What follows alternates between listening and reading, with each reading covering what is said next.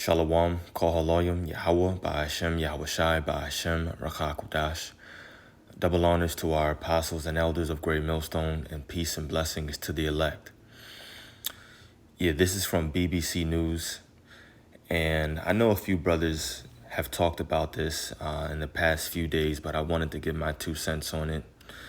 Really just because there's so many so-called UFO sightings happening. Now they're calling them UAPs or UAPs, unidentified aerial phenomenon, UAP.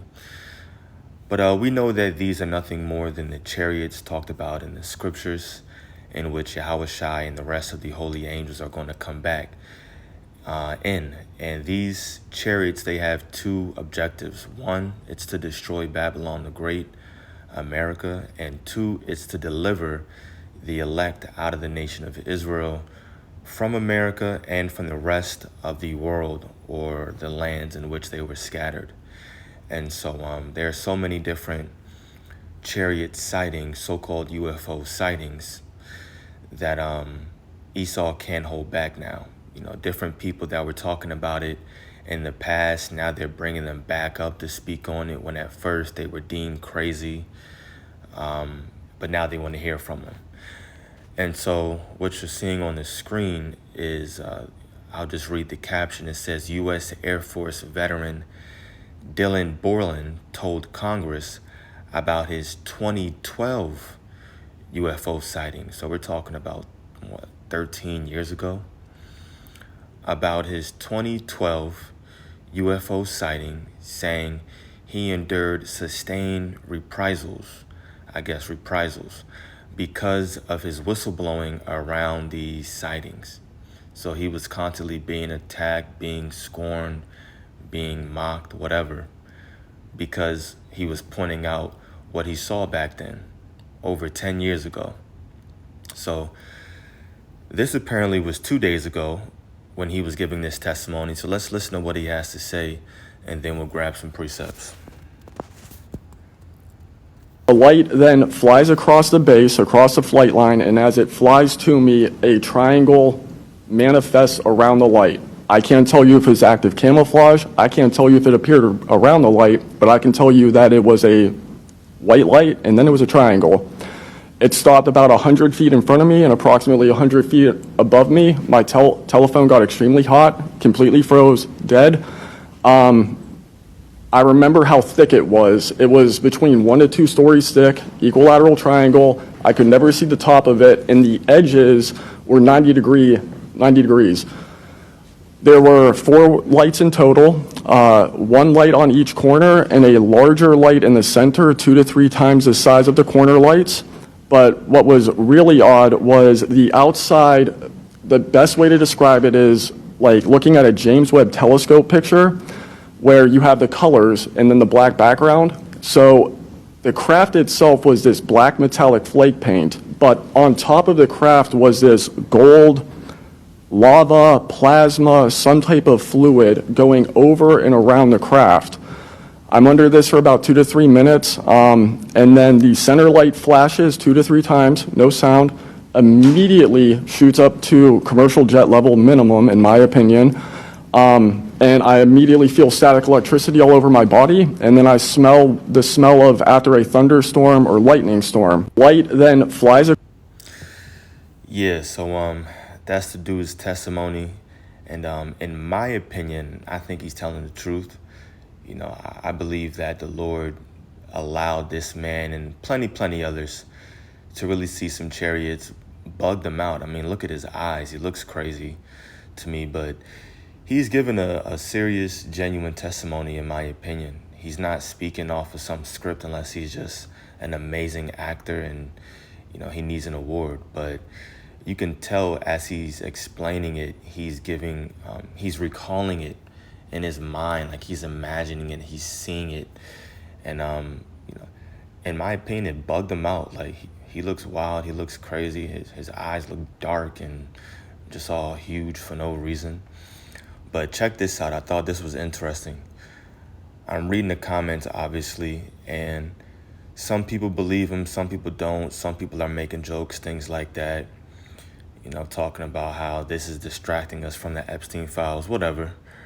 But this dude plugged in the chat GPT everything that he said, and look at this comment.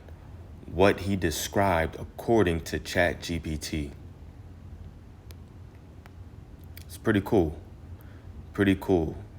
He said all of a sudden it just zipped right in front of him. It was a white light at first, and then it just zipped right in front of him. Maybe it was camouflage, technology, he doesn't know, but it was just there, 100 feet in front of him, 100 feet above him. And he said it was like triangular. He couldn't see the top. It had 3 dots at the edges, at the corners, and they were all 90 degrees, just like this image. And then you had one big circle in the middle. He said it was black, and then it had like lava looking kind of goldish material running through it. Maybe it was actually pure gold, who knows? But this is a pretty cool, accurate description that somebody ran through ChatGPT. I thought that was interesting. But obviously I wanted to use this video to just speak on the chariots and get into both of the aspects that I mentioned. One, these chariots are coming in order to destroy Babylon the Great, to destroy America, and the rest of the wicked as well that's going to be left here. So this is Zechariah chapter 14, verse 12. It says, "And this shall be the plague wherewith the Lord will smite all the people that have fought against Jerusalem," that have fought against his people, the Israelites. "Their flesh shall consume away while they stand upon their feet, and their eyes shall consume away in their holes, and their tongue shall consume away in their mouth." Now, obviously, only something that's giving off extreme heat can make a situation like that manifest, can make something like this happen. And that's going to be the blast from the nuclear missiles. And it's also going to be the fire, or whatever you want to call it, the beam coming from these chariots. That's what this plague is referring to. So that's one of the missions of these chariots. The second is, once again, I'm going to throw this away now, is to deliver the elect. And we're going to get 2 precepts on that, but this is Wisdom of Solomon chapter 5, verse 1. It says, "Then shall the righteous man stand in great boldness before the face of such as have afflicted him, and made no account of his labors." And that's currently taking place right now. "When they see it, they shall be troubled with terrible fear, and shall be amazed at the strangeness of his salvation, so far beyond all that they looked for." So in verse 2, when it says it, when they see it, the it right there is referring to the way that the elect are going to receive salvation and be delivered from World War III. It's referring to these chariots. When they see it, they should be troubled with terrible fear, because more than likely they're not going to know what's going on. They're not going to have the knowledge and wisdom that we have and be comforted like us all throughout Jacob's trouble leading up to seeing those chariots. So a lot of people are going to be in fear when they see these, in their mind, UFOs, UAPs, aliens flying towards Earth. "And shall be amazed at the strangeness of his salvation." And that's exactly what it's going to be for a majority of people. It's going to be terrible for them. They're going to be in fear, and it's going to be strange.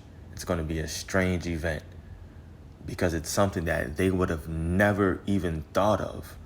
What? A UFO coming down, beaming up people, delivering them from all this hell that's happening on the earth right now. World War III is about to break out, and they're actually being saved from this event. Yeah, that's going to be strange for a lot of people. And I'm going to grab something similar over here in the book of Matthew 24. And this is verses 30 and 31. And this is concerning these end days. It says, and then shall appear the sign of the Son of Man in heaven. And that's referring to Yahushai.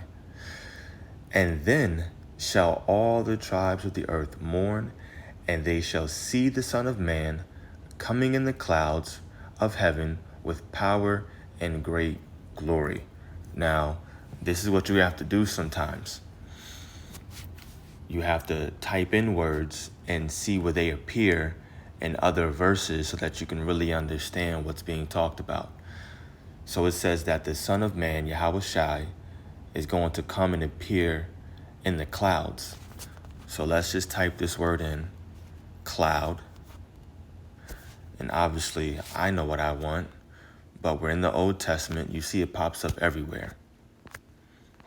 All right, I'm going to go to the book of Psalm. And that's why it takes a lot of digging. It takes a lot of digging around to find these things. Okay. Clouds, plural. So we're in the book of Psalm, and it's 104 and 3. So now we're finding a precept that has a similar word so we can understand how the word cloud is being used as a metaphor to represent something else. So Psalm 104 verse 3, who layeth the beams of his chambers in the waters, referring to the heavens, who maketh the clouds his chariot, who maketh the clouds his chariot, who walketh upon the wings of the wind. And of course, they're flying up there. So the word clouds is referring to the Lord's chariot, what these angels in Yahushai are going to be, of course, flying in, and how they're going to return and deliver the elect. And that's what we're reading. So now that we know that, we know how this word cloud is being used. Now we can go back to the book of Matthew 24, and we can read verse 30 again. And then shall appear the sign of the Son of Man in heaven. And then shall all the tribes of the earth mourn, and they shall see the Son of Man coming in the clouds of heaven, coming in the chariots of heaven with power and great glory. He's not returning on a cloud, an actual literal cloud with power and great glory. No, the power that's going to be shown in glory is going to be in that chariot. Verse 31, and he shall send his angels with a great sound of a trumpet, and they shall gather together his elect from the four winds, from one end of heaven to the other. So not everybody is going to receive salvation. No, you have something called the elect, and that's going to be a very small remnant out of the nation of Israel that's scattered from not only in America, but across the entire world. And they're going to receive salvation, be delivered into one of those chariots, into a chariot.